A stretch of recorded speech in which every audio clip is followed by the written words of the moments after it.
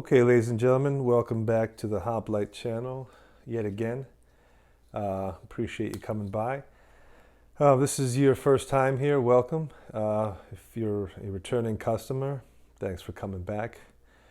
So the title of this video you clicked on is Stoicism, Challenging Personalities. My video yesterday, I was kind of in a good mood. It was Easter Sunday. And I covered the misconceptions about Stoicism that some people might be under. So I figured this was a good one to follow on. That would be, what personalities will you as a Stoic find challenging in the world? Obviously not everyone in the world is going to be a Stoic or look to live their life with Stoic philosophy as their ethos, but you are going to encounter people in this world that will give you more trouble than other folks. And in my experience, these five are the top of the list. Maybe you'll agree, maybe you won't, but I figured I'd go over them with you all just, for this video. So we begin at the top, and this is definitely the top of my list, the gossip, the personality of the gossip, yeah. We all know these folks. There's at least one or two in your lives, maybe a close relative or a friend, but this is the person who's always talking about other people's lives, mostly celebrities or well-known figures. They thrive on the day-to-day lives of other people and things they're doing or saying or going through, and it's difficult being a Stoic to deal with the gossip because you can tell that they derive so much of their emotions in their impressions about other people's impressions of life or other people's actions. And the Stoic understands that other people exist in the world, of course, but if you can't find happiness in other people or in other objects or activities, it has to come from within. The lives of other people, that's something you don't ignore, but you don't dwell on it. It's not the first thing to come to your mind. You're not curious about which celebrity just scored a TV show, or which famous singer had her rear end fall out of her dress while she was walking down some red carpet at some nonsense award show where other celebrities give those celebrities gifts for being cool. Like these things, they're just they're trivial. They shouldn't take up much of your gray matter, but for the gossip, this is life. And as the Stoic, this person is going to be hard to relate to because they are going to be concerned with what's going on in the world as far as people go. And when you don't show that same concern, they're going to think that you're just you're not with it. You don't get what's going on in life. But what's really going on is they're concerned with everybody else, and you're concerned with yourself, which is all you have control over as a Stoic, as you know. There's a famous quote by Socrates, and I think it goes to this personality type. And he said, simple minds discuss other people. Average minds discuss events. And great minds will discuss ideas. And as a Stoic, you have to understand the truth of that quote, in that the simple minds of the world will never get beyond what is currently going on in the world as other people make things happen. The average minds will see these people create certain events, and these events, have significance, but they're not really significant beyond their time frame.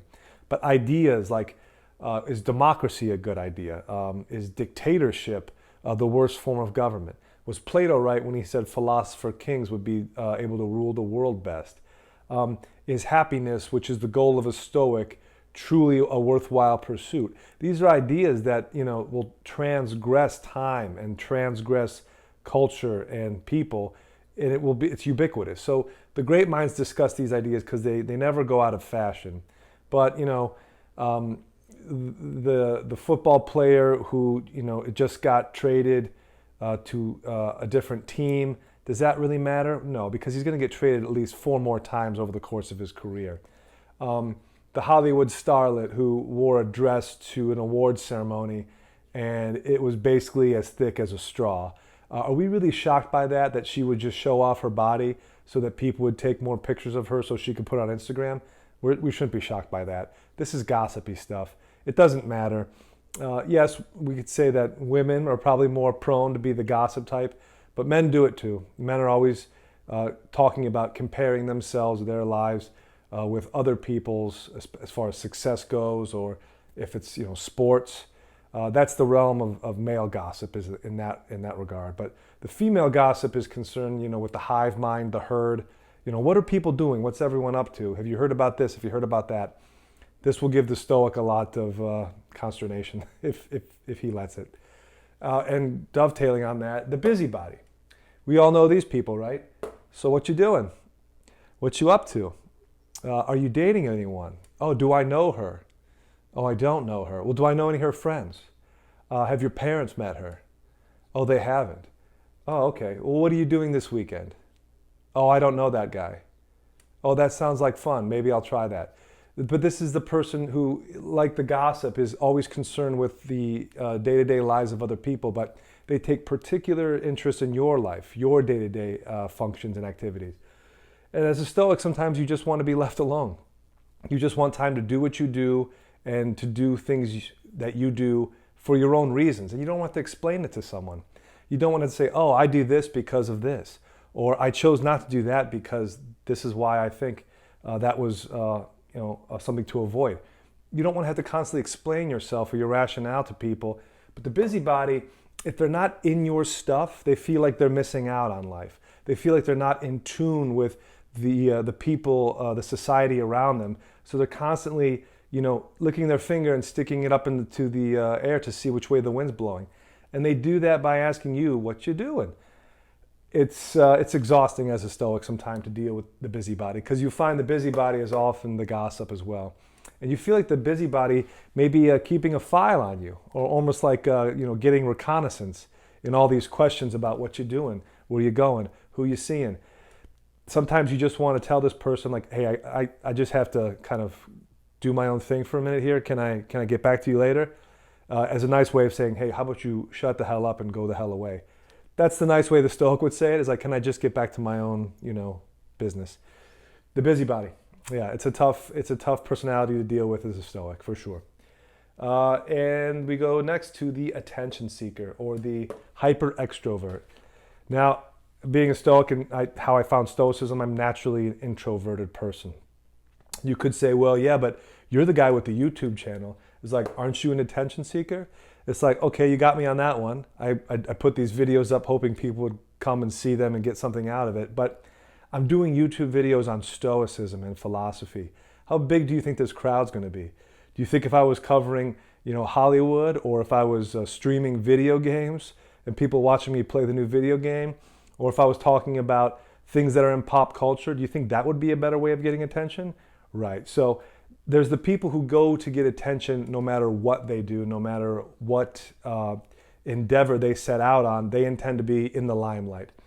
And this is a difficult personality for the Stoic, because the Stoic often will go into periods of self-reflection, and the attention seeker sometimes views the Stoic as too sedate.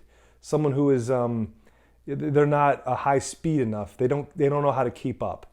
But the Stoic understands that, without self-reflection, life is just one stream of constant, emotion and activity, without any real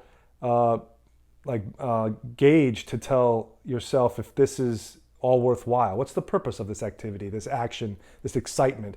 If that's all it's for, well, that's just basically like using your life as a means of drug use. You want to get that high. Well, okay, is this high correct? Doesn't matter. We're the attention seeker. We're going to go get that next high. We're going to go try to do that next thing that makes us, feel good about ourselves because we get the attention. And you probably all knew a kid like this. Let's say it was Billy's birthday, right? Billy was a quiet kid, mild-mannered, never harmed a fly. And this was his one day to be the center of attention because it's his birthday. But we had a friend named Jimmy, right? And he didn't like the fact that this was Billy's special day. So while Billy was getting presents and people were giving him a pat on the back and saying, happy birthday, bud, Jimmy was the guy who threw a plate against the wall and tipped over the apple cart and said, hey, everybody look at me, I just made a ruckus over here and I broke something, and it would break the attention from Billy to Jimmy. And it's just a shame, because we know why Jimmy did that. It's because he cannot stand to not be in the limelight. And the Stoic sees this personality as someone who can never really sit still and never be content with just what they have. It's never enough. This would be a tough personality to deal with as a Stoic when you encounter this type. But as I said, the attention seeker will probably avoid you, because he will look at you as being too low speed. Okay, now we get to the next personality that's challenging, and that's the conformist. And this is typically the male personality. This is the guy who says, well, it's tradition for tradition's sake. This is the way we do things because that's the way we've always done it. And why do we do this? Well, that's because the person who taught me how to do it, that's how they did it. And the person who taught them, that's how they did it. And this conformist doesn't often ask that question, or ever ask that question that the philosopher asks, which is why. And the Stoic is always asking, well, is this virtuous? Is this gaining me wisdom? Does this promote temperance and courage and justice? The conformist will look at you and confused, say, why do you care? This is tradition. Of course it's good for you, because it's tradition. We've been doing it for this long. I mean, it's got to be good, right? They never stop to ask why. Why is it good?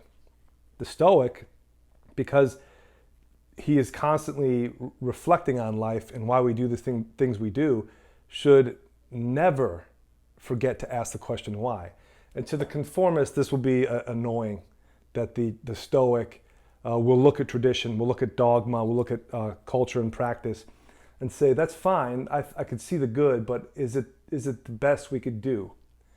The conformist, you will butt heads with the conformist, I think, as a Stoic, if you were asking why, and they are telling you it's just the way it is, and that's what you should just accept. Yeah. And last, we get to the pleaser. And this is someone who is constantly in the habit of flattery, praise, and they're sycophantic. So what's the deal with the pleaser? So the pleaser most likely does the pleasing and the praising and flattery because they wish to avoid confrontation. And to a Stoic, confrontation is not something that necessarily has to be avoided. You shouldn't seek it out, but it's a fact of life. You will disagree with people. People will disagree with you. You will butt heads. You may even come to blows. But as a Stoic, you can't be afraid of this part of life. And when you see the pleaser, you see a person who just doesn't want to deal with that difficulty, that would rather praise and conceal their mind, which is their true opinion, and mask it with this pleasantry. And if you're constantly masking what you think and do with pleasantry, the Stoic will look at you as someone who could potentially be duplicitous, someone who can't be trusted fully. We say like someone's a brown noser. They're always trying to butter people up and make them feel good about themselves. Hopefully that the word gets around that they're good people that want good things for everybody else. And secondly, that they avoid any potential conflict with someone who might come and challenge them. And as a Stoic, you have to accept challenge. You have to accept hardship. You have to accept people not agreeing with you and even coming to you with complaint and confronting you face to face over that. So don't be a sycophant, don't be a pleaser, and don't be a conformist, because that will not serve you as Stoic philosophy is concerned. And the attention seekers, the busybodies, the gossips, I think Stoics don't have this set of challenging personality types exclusively. I'm sure a lot of people would look at this list and be like, yeah, I can tell that these folks sometimes are difficult to deal with and they can be a challenge. But in any event, I thought I would do this video to flesh out the 5 personality types that you as a Stoic or someone who's embracing Stoicism may have a tough time dealing with. But as Marcus Aurelius would say, if we are part of nature and nature is a part of us, so too are these people. You may, dislike having to interact with them or deal with them, but they were put here for a purpose just as we are. So all we're going to have to do is, bear with them as someone who can be taught to be better, or someone who will not listen to reason and must simply be left to their own devices. And that's just the way life will have to be. Okay. Once again, thank you for coming by. I appreciate your attention for this one. This one a little more lighthearted, as my previous video was yesterday. But thanks all the same. And if you liked it, give it a thumbs up. If you are liking the channel as a whole, please subscribe or share with friends and family, or maybe an enemy, someone who you think could use this information, and maybe you could heal some wounds with it. I don't know. It's worth a try. But no matter what, keep living the Stoic life, lay the bricks of virtue, and if you keep doing that, the closer you will be to happiness. All right, we will see you the next one. Till then, take it easy.